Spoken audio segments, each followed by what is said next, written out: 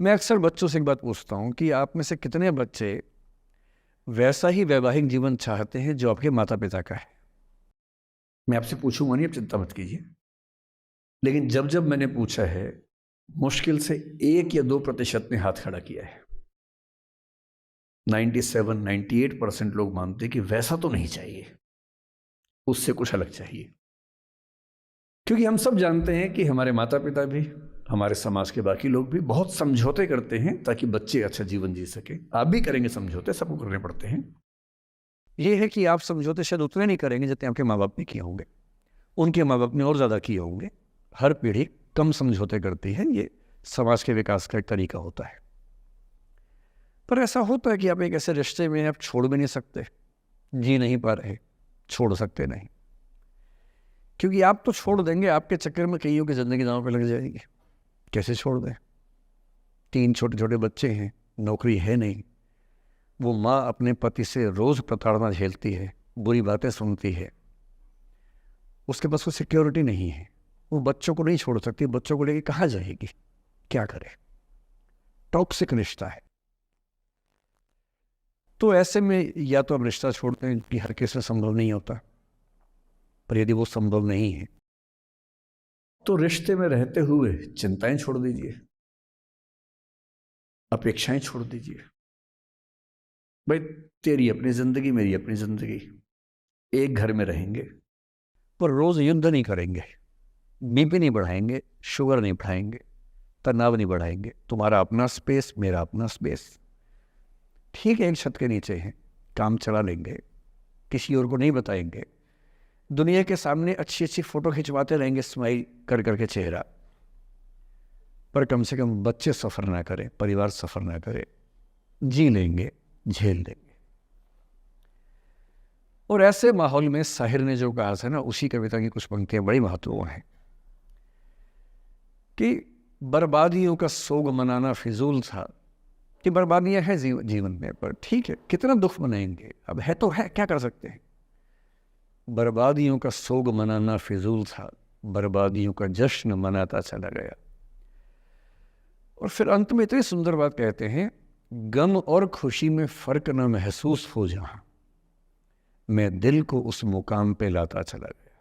कि ठीक है, जैसी ज़िंदगी है उसको वैसे जिएंगे, अपेक्षाएं नहीं पालेंगे, ना तुम उम्मीद करना, और हम किसी तरह से मैनेज करके ज़िंदगी गुजार लेंगे।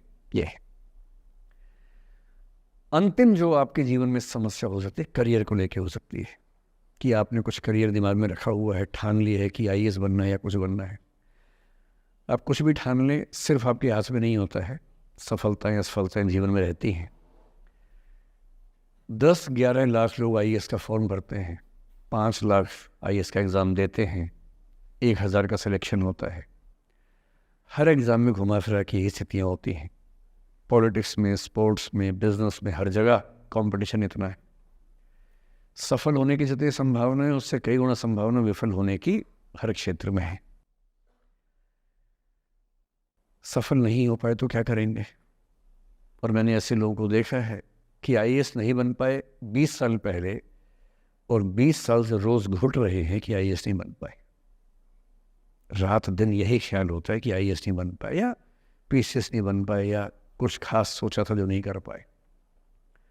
तो मैं आप लोगों से निवेदन करूंगा कि यदि आपकी आर्थिक पृष्ठभूमि ऐसी नहीं है कि जो बहुत मजबूत हो, तो हमेशा एक बैकअप ऑप्शन ज़िंदगी में लेके चलिए।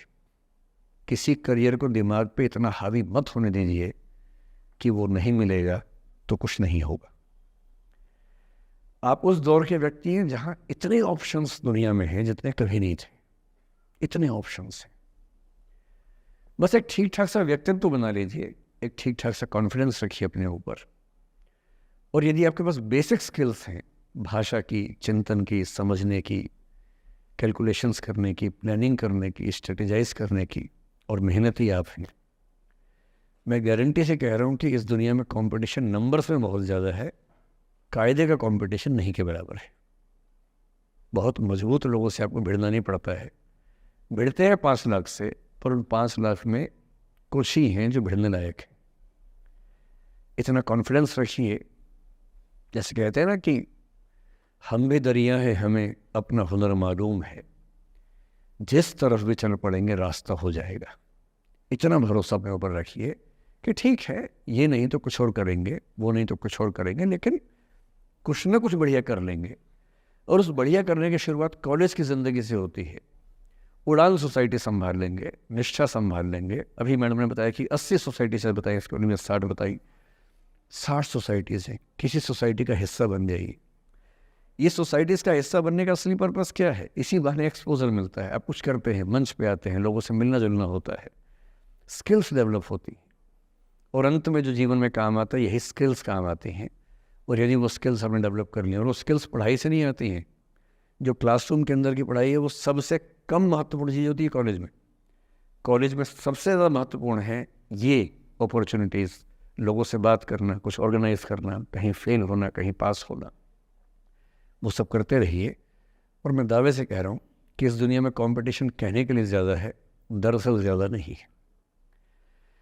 पूरी बात का सार ये है कि किसी की भी ज़िंदगी फ्लैट नहीं होती है, उसमें कर्व्स आते रहते हैं, ऊंच नीच सबकी ज़िंदगी में आती है।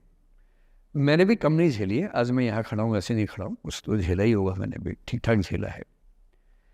जिस उम्र में आप मौज मस्ती करते हैं, मैंने उस उम्र में कैलकुलेटर बेचे हैं। मैं सेल्समैन रहा हूँ 17 की उम्र में, और मैं बिजनेस फैमिली से नहीं हूँ। बिजनेस फैमिलीज में बच्चों को 17 में काम पे लगा देते हैं।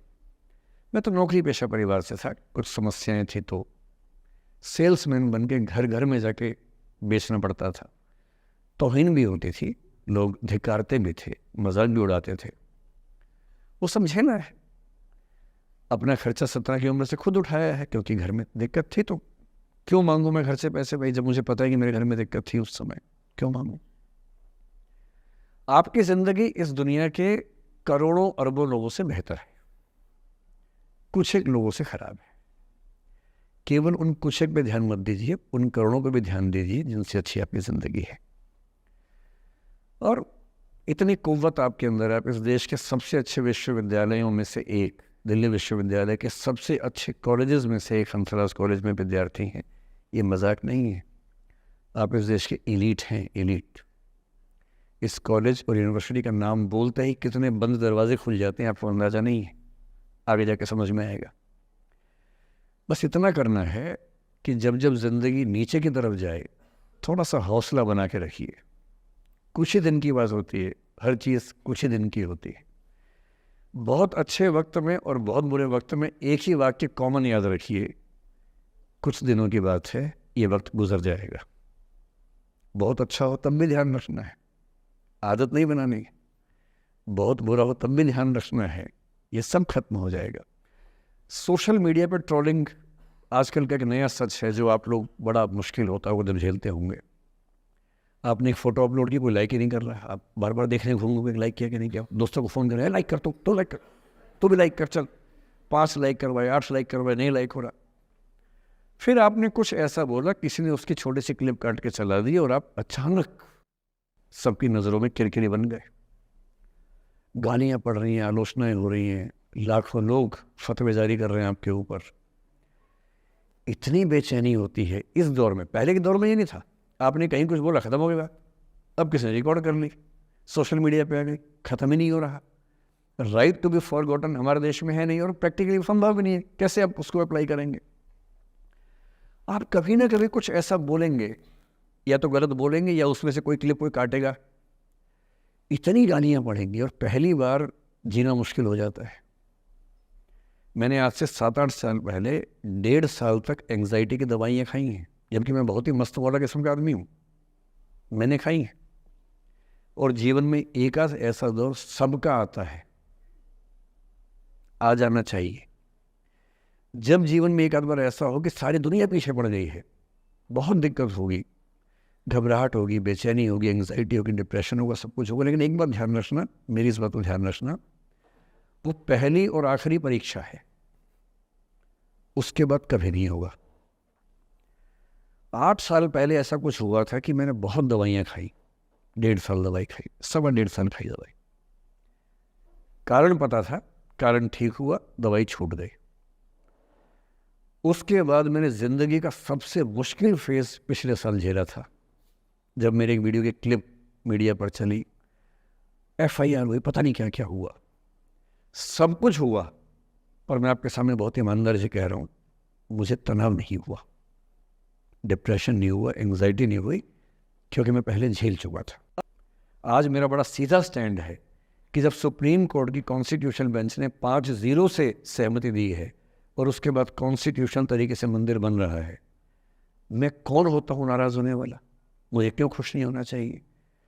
दुनिया में हर धर्म के ईश्वरों के नाम पर मंदिर हैं, उनके जन्म स्थान पर मंदिर हैं, मेरे धर्म में क्यों नहीं होना चाहिए?